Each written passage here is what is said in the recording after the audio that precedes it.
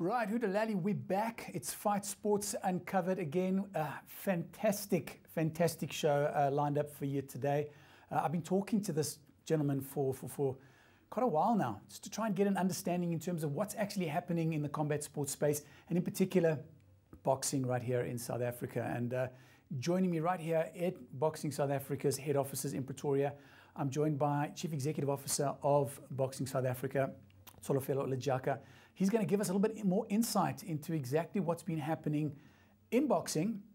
Well, I suppose we can all kind of work out nothing's been happening in boxing for the last 2 months, but there's been a lot happening behind the scenes. And the man sitting right across from me, Chief Executive Officer of Boxing South Africa, Mr. Lejaka, welcome to the show. Thanks so much for your time. I know you've been hectic putting together plans and strategies around what's going on in boxing, what boxing is going to look like as a new normal, if we can call it that, when you're allowed to get going again. But first up, the impact of COVID-19 on boxing in South Africa. Quick summary. Okay, now thanks, Mark, for coming through to our shady office. The impact, I mean, it's been severe in many ways. Of course, there's a bit of silver lining, but it's not been easy. We're now going into what I think is more than 2 months without boxing activity. If you look at the 15th March, yes. It's been more than 2 months. We're going at what, just around 58, 56 days since the lockdown. So basically what it means that more than 56 or so days without boxers in the gym. We are happy that now with level 4 they are able to go out for a jog, but they still can't work with their trainers. There's not been earnings for boxers, yes. Very important. Trainers, managers. And there's been these interventions at National Provincial Relief Fund for licensees to access some funding. But those are limited to cancelled events. Yes. Now, in a typical boxing situation, an event that's likely to take place in 40 days from now is not yet approved. So we can't call it a cancelled event. It was in the pipelines of a promoter, but officially it was not in the books of Boxing South Africa. So cancelled events, in our case, went as far as 18th April. Anything beyond April, there's no earnings now. Tournaments that were supposed to happen in May, we can't call them cancelled event. It means, according to the criteria, the licensees can't apply. So that is the impact as we speak. And you can start feeling the bit of agitation and irritation, yes. Justifiably so, from our licensees, because they're feeling the pinch. But the boxing content as well is still there on TV, but it's old fights. So for a boxing scholar, somebody that loves to reconnect with the archives, there's a bit of excitement. But those goosebump moments of going through the fight and not knowing what's going to be the outcome are not there. So in a nutshell, it's a period of uncertainty. We're now preparing for level 3. Not much going to come out of level 3 in terms of the liberties of boxers to go back into the ring and make money. But I hope when the minister outlines in detail the regulations for level 3, it will allow for boxers to go back into the gyms. Because when it does that, at least levels of fitness will go a bit up, and whenever the time we get the green light, the turnaround times to get into competitive mode will be shorter. So I think, yeah, in high-end, overview, that's what I would say has been the impact. And obviously, from your point of view as the overseer of boxing in South Africa, there's this concept of a camp. I mean, those athletes have got to go through that camp. They've got to get themselves up to fight readiness. So it's not just a simple case of the minister announces we're ready to go and the next day boxing events are all over TV. There's a build-up. There's venues that now need to be rebooked. There's obviously the big impact on, will it be behind closed doors? Will it be with fans, without fans? And then obviously all of the various health precautions that need to take place to make sure that in line with health and safety regulations, that event will be given the rubber stamp to go ahead. Most certainly. I mean, I'm looking at, personally, anything between 6 to 8 weeks after the green light for the first tournament to take place. For the reasons that you are saying. I mean, it's one thing, fitness for fitness purpose, but fitness for combat and competition, that's a different game. Yeah. So you'll need to make provision for that. There's other things that we are fortunately able to do now behind the scenes. The WBC has issued protocols for fight cards behind closed doors. So just working out of that toolkit, there's work which the board is processing. Clearly, the post-COVID-19 situation is not going to be the same. over and above our normal Safety at Recreation, at Sport and Recreation Events Act implications. There's going to be additionals. There's going to be additional obligations on promoters when staging the events, but also on us as a regulator. Part of the requirements we will then have to source from a promoter when he delivers an event is going to be this extra cautious or mitigations that speaks purely to COVID-19. And this will also affect boxers in terms of their medical screening. So I think that there's other stuff that we can start preparing for now in respect of whenever the time we get the green light. But even if you do that, you can't have the first fight a day after that pronouncement.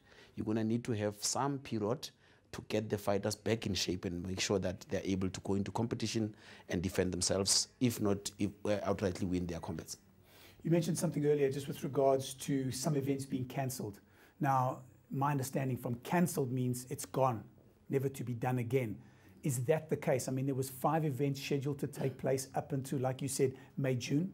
Those were already booked throughout various provinces in South Africa. Those 5 events, I'm assuming, will be the first 5 events to come back on BSA's calendar. It's difficult to say so, but let me start this way. On our books, a typical boxing event will sit on 2 books. Okay. It will sit on the books of the promoter and his plans, but finally it will sit on BSA books.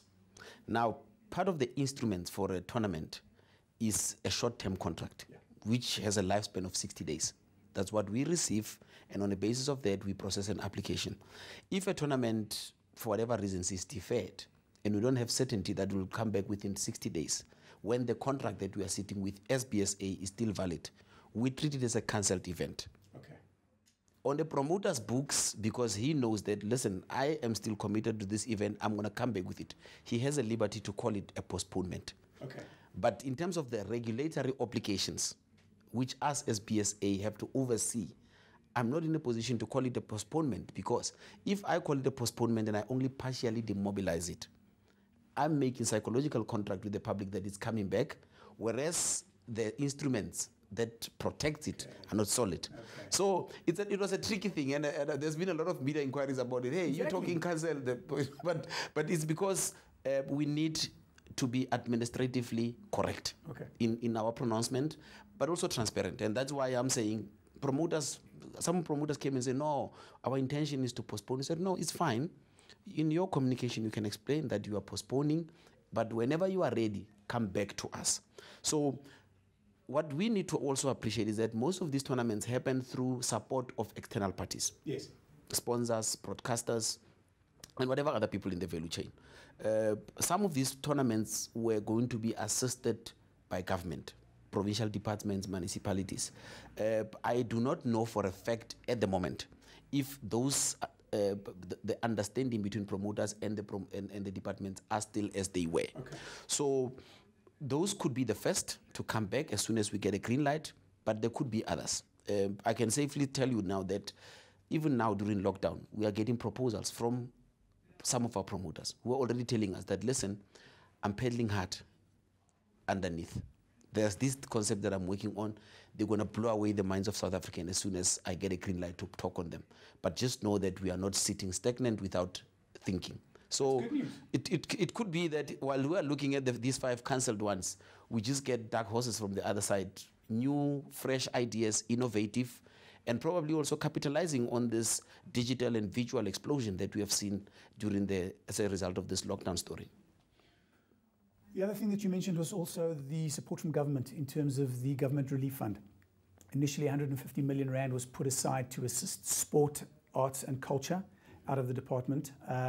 Now, we saw that there were only some 300 odd final applications that came through.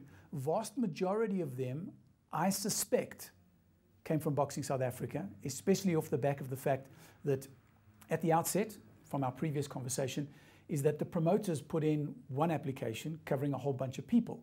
The government regulations required them to be individual applications. You as BSA did your bit to assist that. So am I correct in my assumption that the vast majority of those 300 were probably boxing related? I think so. Let me give you an example. We've got just below 70 individual applications that have gone in. And it's actually in excess of 70 because, you know, there would be people that will say, oh, listen, you are not the final decision maker, you are but a conduit. Okay. So I know I've got a full-time job, but I still want to apply. So here's my application, take it in. So we had a bit of those, and they were declined, obviously. But we have, in terms of our own statistical count, about 69 compliant and eligible applications. And that's what we choose to work on, because the other excess ones, for example, non-South Africans were not covered in this specific one of the relief fund. People that have got full-time occupations were not covered. So these 69 are people that, even in our view as BSA, we looked at the criteria, we looked at them and say, we're recommending them because we know they are compliant. Out of that 69, about 56, actually, sorry, it's about 68, and then 56 were approved. Okay. 68 were disapproved, but they were allowed to appeal.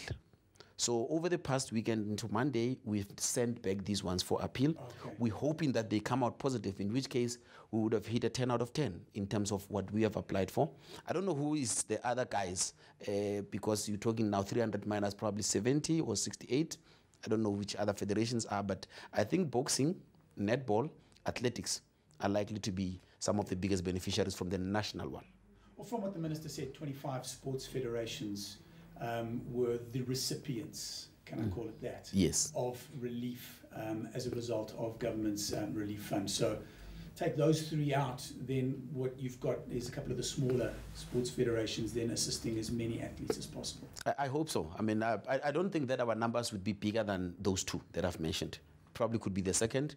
So you can imagine what could then be the total count for the remaining. But this is speculation because we don't have the actual statistics of the others. We just know of our own specific situation. Well, there you have it. You've heard it right here. There is a lot of support coming through for boxers. Whether or not the now next step of government's plan of assisting sportsmen and women out there at the provincial level is going to take the next step and move it slightly further away from the national program, that remains to be seen. We're going to take a quick break, and when we're back, we're going to unpack a couple more. See you right now. Get faith-inspiring testimonies for living in divine health from the Healing School magazine. It's free of charge and easy to download. Just log on to www.enterthehealingschool.org/magazine. Fill in your name and email address. Download now. Right, welcome back. Fight Sports Uncovered with me, your host, Mark Joubert. And if you missed the first part of the show, you've missed out on Chief Executive Officer of Boxing South Africa, Tsholofelo Lejaka, giving us a breakdown of exactly the state of boxing right now in amidst this massive global pandemic, COVID-19, giving us a breakdown of what's been going on in the background, what the plans are, as much as sort of he can work out, bearing in mind that it's a very fluid sort of situation at the moment.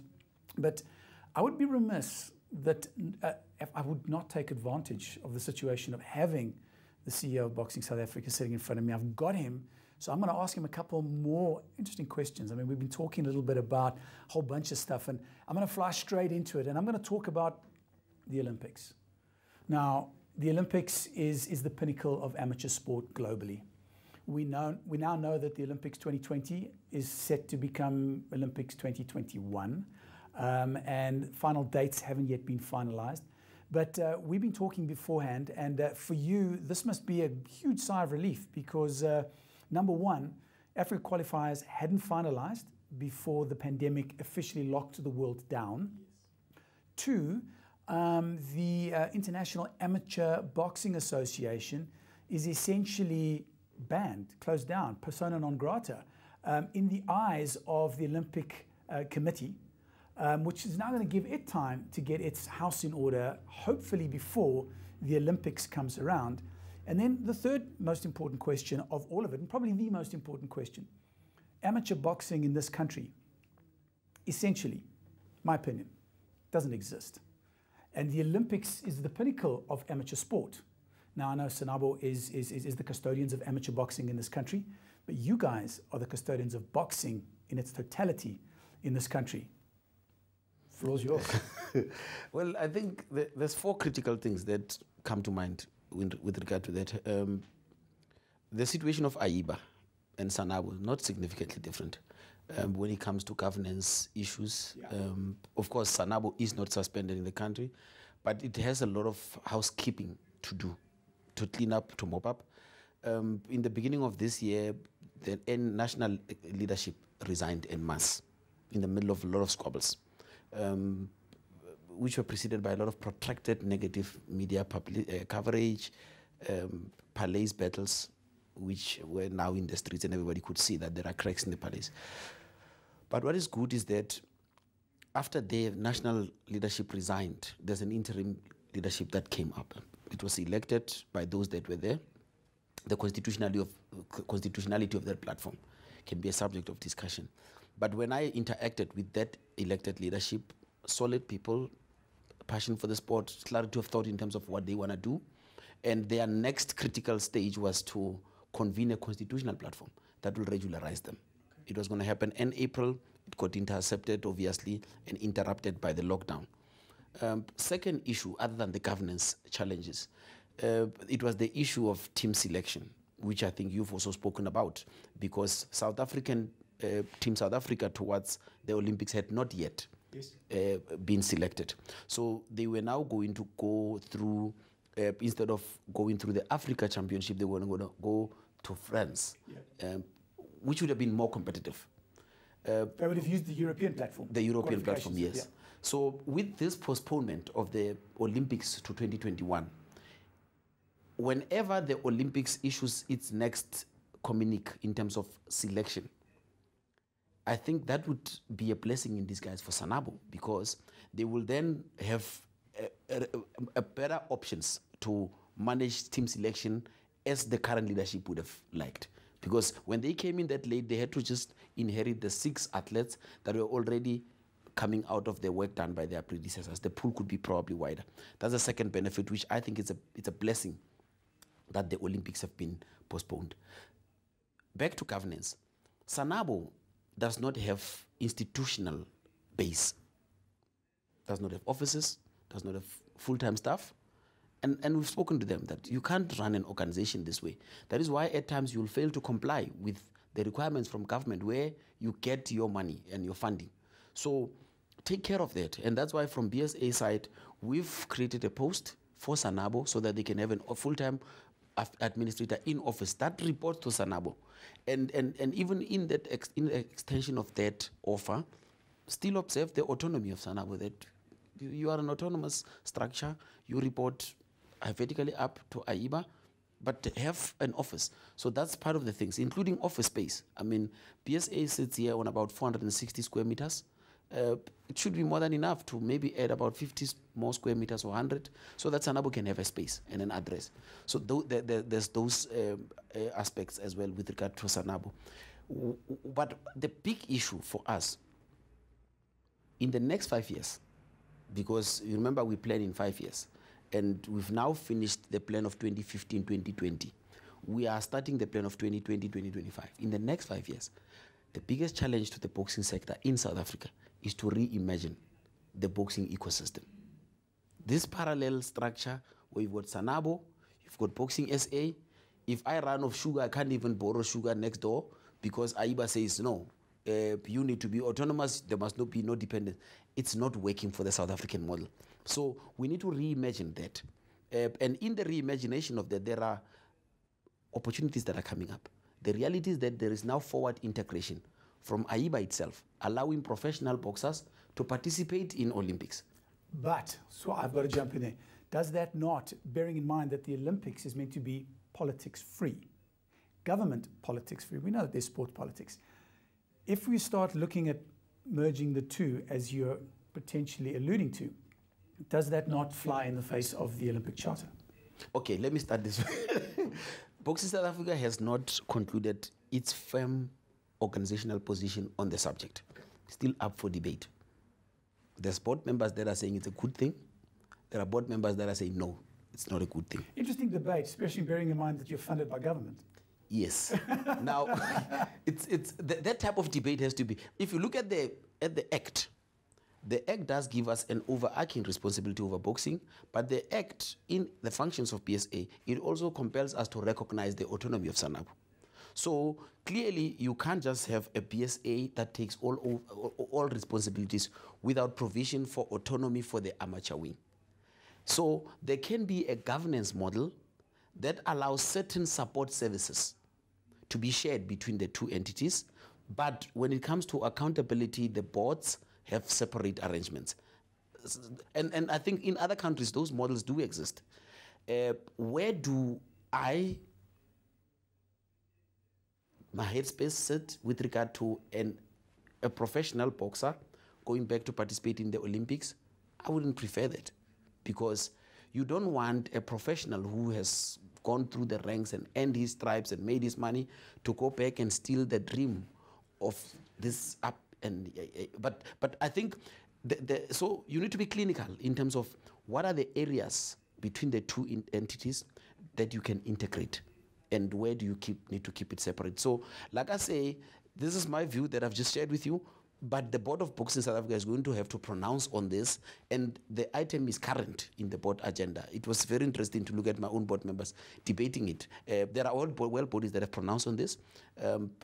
WBC now in November in Mexico, very crystal clear that we do not encourage this. WBC can have its own amateur wing, but when it comes to the fighters themselves, let a fighter that is in the game for medals be in the game for medals. Let a prize fighter be a prize fighter. Any sort of time frame that we're expecting the board to give a pronouncement? I'm putting you on the spot. I don't get this opportunity often. Here we go. Well, there was a time when there was extreme pressure on this because we had Olympics coming up. With a bit of this extension before, I wouldn't even say it will be in this board of June. We have a pending bilateral with the new leadership of Sanabo. Probably that will have to be preceded by that. It might be before end of the year, but it's no longer as urgent as it was when Olympics were still in June 2020. Coming back to the AIBA scenario, do you believe that AIBA will get their act together in time for 2021 Olympics? Truth be told, I haven't paid attention to the dynamics in AIBA with that critical and detailed eye. So it's one question that I'll not be able to respond to. I hope so, though. Yeah. I hope so. You need a code custodian to be the one that takes the code to a multi-coded platform like Olympics. But I honestly don't know how much, in terms of gap analysis, work do they still need to do to be eligible again. So your guess on that one is as good as mine. Following on the amateur comment that I made about, in my opinion and in my experience, not seeing much amateur boxing activity taking place, or can I maybe clarify that more regulated amateur boxing activity taking place? There's a heck of a lot of white-collar boxing taking place. Now, as it stands at the moment, white-collar boxing is unregulated. I can today decide that the minute the lockdown is announced to be over, put a white-collar boxing event on the very next night. And there is nothing Boxing South Africa or any other sports federation can do about it. Why? I think those are some of the limitations in the legislative and regulatory framework. The current act does not extend our authority over non-licensed practitioners. So if you choose to be non-licensed, you're already outside our control as Boxing South Africa. But there's the draft bill, Sport and Recreation Amendment Bill, which was gazetted in 2018 December. Was it 2018 or 2019? I think 2019 December. And it has been very topical now in the sports sector broadly. There's areas in that amendment bill which, to us as Boxing South Africa, excites us. But let me flag out the three. The one is with regard to dispute resolution. For the sport sector, through the ministry, to have a panel where all these disputes, instead of ending up in the mainstream courts, are resolved there. I mean, you look at one of our highest spending items is on litigations. So if that platform is established, it is going to assist us a great deal. The fitness industry is not regulated. I've seen as many boxing trainers as, I don't know, I've lost count.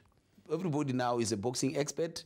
They just buy a pair of gloves, they produce digital content, and they say and you've got proper trainers who are licensed to do the job, who are excluded. So the regulation of that fitness industry is very important to us as boxing, because If a person, I mean, some of the guys that are instructors there, no warm up. You know, you just get in there because he's chasing this 3 minutes or 60 seconds on Instagram platform. Dangerous. So we're excited that the regulation speaks to, the amendment speaks to that. Lastly, the definition of combat sport. The combat sport bill, more than a decade later, has not yet been passed. But there are elements from that old combat sport bill that have now been carried through into this amendment. So instead of looking at the old combat sport bill, we're looking at this sport and recreation amendment bill, because it will assist to extend the definition of combat sport to also cover those type of activities, including white-collar boxing. Is white-collar boxing good for the sport? If it is done under proper regulated conditions, where risks in terms of health are taken care of, it might not be a bad thing, because in reality, professional boxing at the moment, you are either a professional or not. We don't have a recreation aspect where you are a boxer, but you are not necessarily in the higher bracket of competitive boxing. You are somewhere in between. So that aspect of recreational arm of professional boxing, we hope that this amendment that now seeks to regulate white-collar boxing will provide for an extension of a recreation aspect to it as well. Boxing South Africa, we've spoken, has for the longest time, literally, I mean, what we're talking, last 10 years, boxing has almost died a death globally. It's back, its head, the giant has reawoken, it's back on the global TV screens. Boxing South Africa, what's the vision from Boxing South Africa in terms of growing boxing through the continent of Africa? We need to do that. One immediate thing, you need current, contemporary, enabling and responsive laws. The 2001 Act, the 2004 regulations, 16 years, 20 years, 19 years later, outdated. Too rigid, don't allow for flexibility.